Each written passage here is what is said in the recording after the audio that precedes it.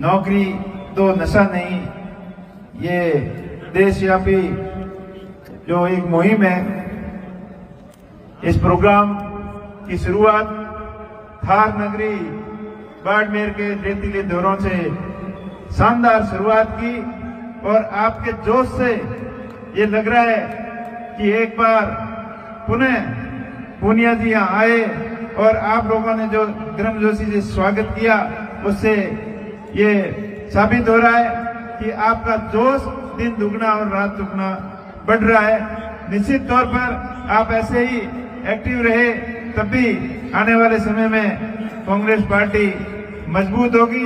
सब मिलकर एक साथ मिलकर एकजुटता दिखाते हुए इस निकम्मी सरकार की कमजोरियों को उजागर करना है और घर घर तक ढाणी ढाणी तक ये संदेश पहुंचाना है कि ये निकम्मी सरकार खाली गुमराह करके डबल इंजन का नाम देकर दोनों जगह काबिज बैठी है, लेकिन इस समय किसान कितना परेशान है वो आप सबको भली भांति पता है। इस प्रोग्राम में हमारे बीच में पधारे अभिमन्यु जी पूनिया साहब, मूड साहब और उनकी पूरी टीम,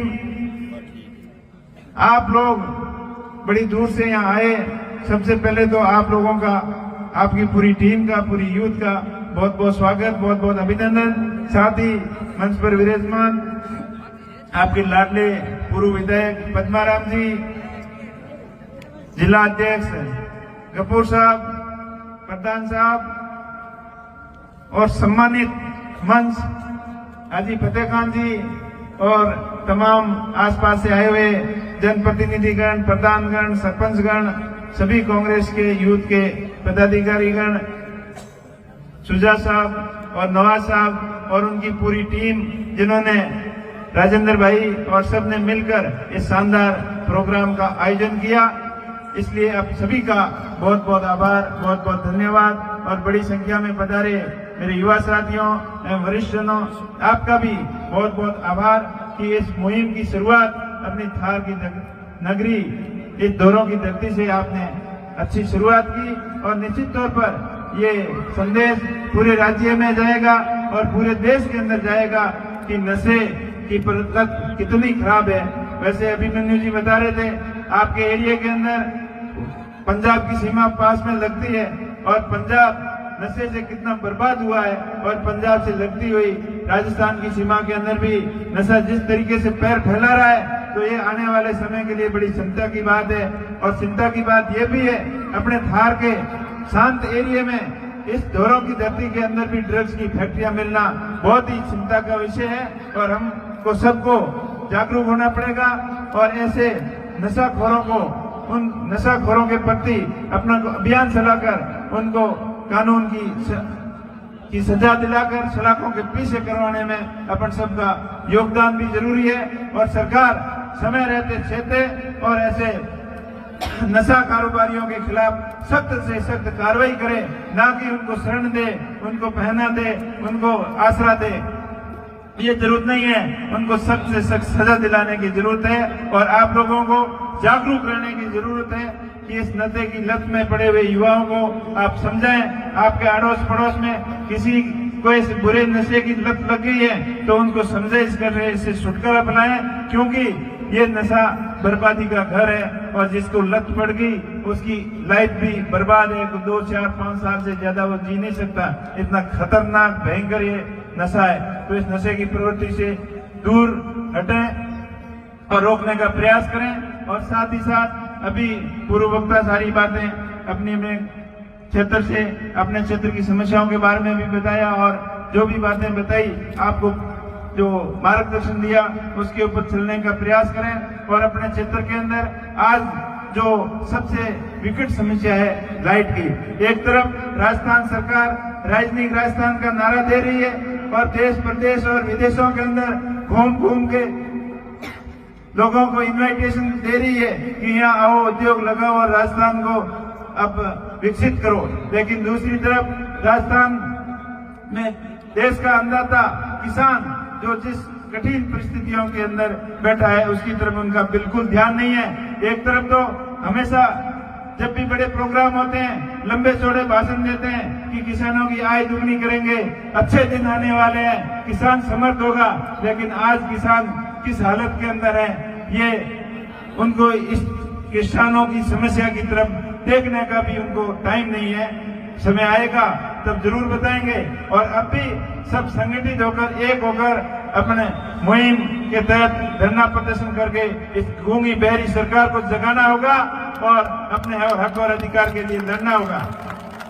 आज विद्युत के जो जीएसएस की हालत बहुत खराब है, टूटी फूटी लाइनें, जर्जर हालत के अंदर जीएसएस और फीडर की कैपेसिटी बिल्कुल खराब है और जिस कैपेसिटी एक्सटेंशन विद्युत विभाग को करना चाहिए था, अपने सिस्टम को दुरुस्त करना चाहिए था, उसकी तरफ तो ध्यान नहीं दिया और खाली किसानों की तरफ से कमियां निकालने का काम कर रहे हैं। तो वो इन बिजली कंपनियों की मनमानी बिल्कुल नहीं चलेगी।